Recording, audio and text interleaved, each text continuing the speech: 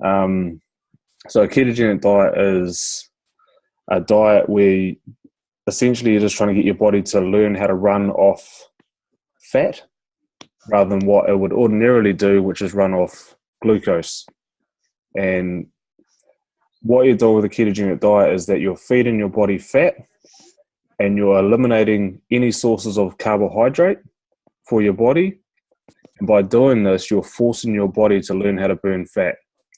The really cool thing about this is that there's no real difference between the fat in the food, i.e.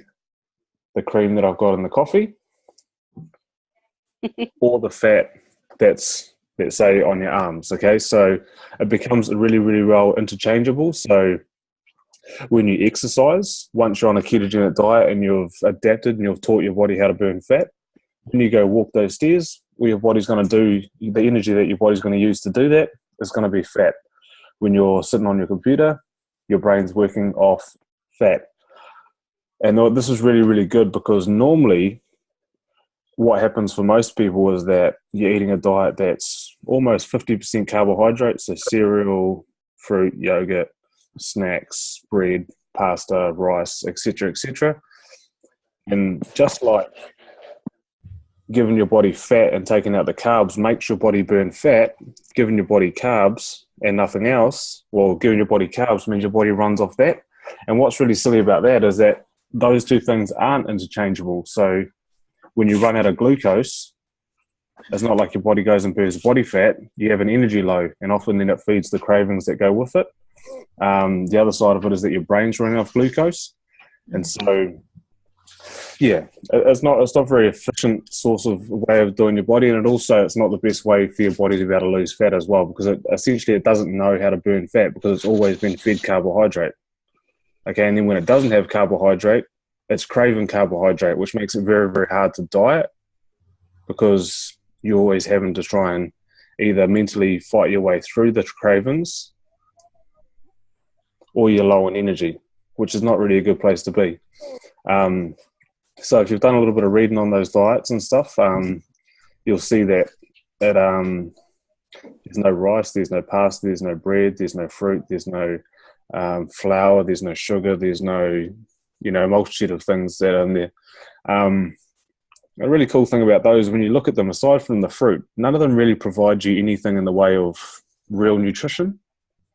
So when you go on a ketogenic diet, as much as it's awesome that you can eat bacon and sausages and all this kind of great stuff, you can also eat all the great veggies in your diet as well. So broccoli, cauliflower, zucchinis, cabbage,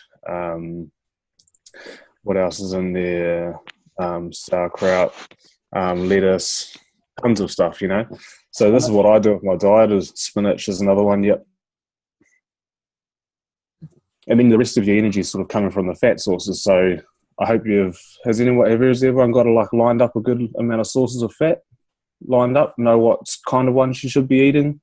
Because if you're not sure, now's the time to sort of ask. So for me, probably number one goes probably butter, and then second's probably cream, and then third's probably coconut oil, and then fourth's probably things like egg yolks, five's probably things like olive oil, six is things like nuts, seven's is really whatever else, fat off the meat and things like that. So they're all great sources. You don't need to worry about any of that kind of stuff. But what you do need to do is embrace them. Don't sort of skimp on them to start off with, because you eliminate the carbs, and if you don't give your body anything else, you're trying to run your body off nothing, I guess. So you got to kind of embrace them, especially for that first sort of 10, 12, 14 days kind of thing. And so hopefully you've looked at a whole bunch of recipes, and Kelly's obviously probably sent you a massive load of websites and things like that. They have a multitude of recipes and things like that in there. So get into those, get prepared, get ahead of the game. And so really, for me, initially when you start, the one thing you have to measure is your carbs. Okay, so you don't, normally if you're trying to do a diet and you're trying to lose weight and all that kind of stuff, everyone's measuring this. So you've got, 150 grams of chicken and blah, blah, this and blah, blah, that. And that takes ages. and there's a big effort. Whereas on a ketogenic diet, the only thing you're measuring really is your carbs. So when you're looking at the food that you're eating, you're looking at, your veggies and stuff, what carbs have got in them. So you've got to start recognizing that things like kumara and potatoes and stuff have obviously got carbohydrates in them. How much do they have? Should you eat them? Yes, no. But in general, if you eat green leafy vegetables, cabbage, spinach, broccoli, cauliflower, lettuce, all that kind of stuff, mushrooms, courgettes, you're away home and hose. It's those big starchy ones, potatoes, kumara, pumpkin. You can't have too many carrots and things like that. But you got to embrace the fat and go from there. And by doing this, you're forcing your body to learn how to burn fat. And then from then on, your body's just an efficient fat burning machine. The longer you do it, the more efficient your body gets at doing it. And so your energy becomes really, really stable because your body just uses body fat if it doesn't have fat that you give it. When you exercise, you've got even energy. So I can, without a word of a lie, I could do a workout, have a quick rest, get my breath back, and do it again. You're not limited by having to feed your body carbohydrates to fuel your training or anything like that. I can get up in the morning after not having eaten anything and train just as I would at the end of the day. So it becomes really, really good, especially for those of us who've got, who need to be able to concentrate on our jobs and things like that. That's probably enough. Paddy's giving me the thumbs up. No, you're right, bro. I just saw Liam coming in, so I thought I'd give him a thumbs up. Guest appearance. I guess what I want to know from most people is that, does that make sense for you? And if not, don't be shy in asking any questions, because I guess this is sort of as much as possible about personally being able to troubleshoot any kind of specific questions that you may have in terms of what goes into it. So has everyone got the gist of what a ketogenic diet is? Yeah. I'm slowly getting there, just trying different recipes and stuff, and it's all new foods to me, so it's just something that I'm trying. So and just like anything with a change and stuff like that, you've sort of got to undo old habits and create new ones, and that bit becomes one of the hardest things out of the whole lot, which is again probably what is one of the best things, that you're doing 30 days with people. So they can keep you on track, and 30 days is proven to be long enough to be able to form habits and get used to what you're doing, and it's things like recipes and stuff, and then knowing that, once you've done it quite a few times, it becomes automatic to go to the supermarket and buy everything you need and know what's in what and all that kind of stuff. So just sort of make a plan on how you're going to keep on task and that kind of stuff, and it will come easier. Also, with the Diet Doctor, there's a 14-day plan, which is pretty useful. So he's going to email you the recipes, also the meals. I think there's even portion sizes. I think you have enough leftovers for the next day's lunch and stuff like that, which is really good. And feedback from, because I haven't done it, because I'm just so used to my meals that I make that I've been doing for years. Some of the feedback from the last challenge was that the ladies really enjoyed the meals. They were so tasty and stuff like that. And some of them even signed on to like a year plan. So they get emailed all the time. So this 14-day plan is free. And you just follow it day by day. I think every day sort of starts with scrambled eggs, which is, most people are into eggs and that. But you can add a little bit of variety to that if you want. I mean, I often chuck a little bit of spinach in my scrambled eggs, and also have either bacon or some chorizo sausages and stuff like that. One thing that you can fall into when you're transitioning from your conventional diet into a ketogenic lifestyle is that you tend to overeat on protein. So that's one area that I've just watched, is just really over consuming in protein. I mean, you're going to have the shake, which puts you into ketosis within under an hour. So, I mean, you've got a safeguard there. But I mean, it's always good to sort of train and be sort of mindful of those as well. Is that right, Jimmy? Yeah, it's a bit of a play on your head, really, because if I was done training for like years and years and years, and it's all talked about protein for muscles and all this kind of stuff. But once you get on a ketogenic diet, because your body's so efficient at burning fat, that when you don't have any energy, well, your body just burns body fat anyway. So it's really, really good for being able to keep muscle. And so then your protein demands are actually really, really low. And the issue sort of becomes if you go too much on your protein, then the protein gets converted to sugar, and then that kicks you out of ketosis as it goes.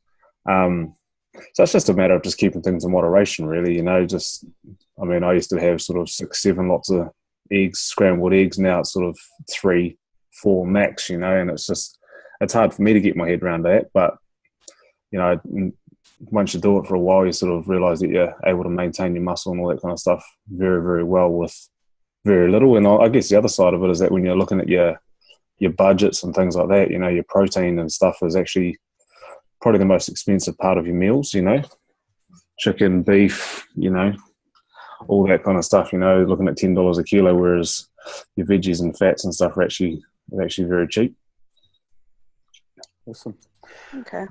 Another thing is that you'll find that you probably aren't going to eat as much as what you would normally, and your association with food will change. So I'd encourage you to just, don't sort of get into that habit of, you want to sort of, I used to sort of just eat for the sake of eating sometimes. And, that association with food has changed over the course of time with the ketogenic lifestyle.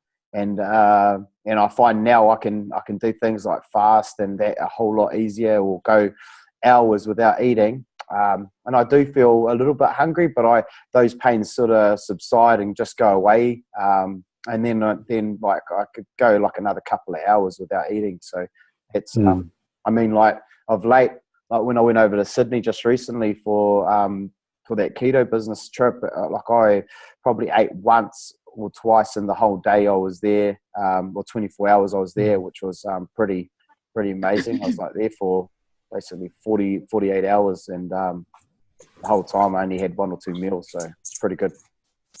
Yeah, but that's just an example of your association with food will definitely change. You don't always need to eat and keep eating, but yeah.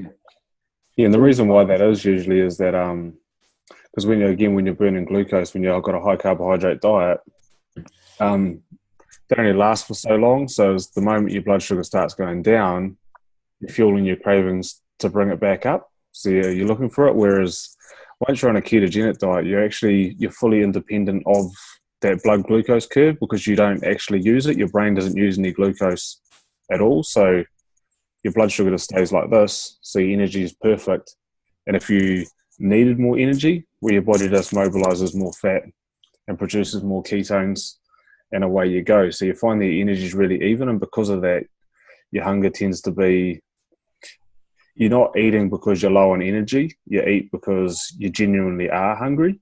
And you find that, it actually starts, you don't really feel like eating as much as we used to, and it's quite a cool thing, and that's why I love it too, and I can't say enough about the fasting. I can 24, 36 hours, no problem. Your energy levels are exactly the same at the end as what they are at the start, and so that's really cool. I'm not saying fasting's for you. At the end of the 30 days, though, you probably can start looking into that. But it's a really, really powerful tool. Awesome. Any questions? Just a question about like getting coconut oil into your food. Like, how do you take it? Do you just take it like by the spoonful, or do you use it to cook in?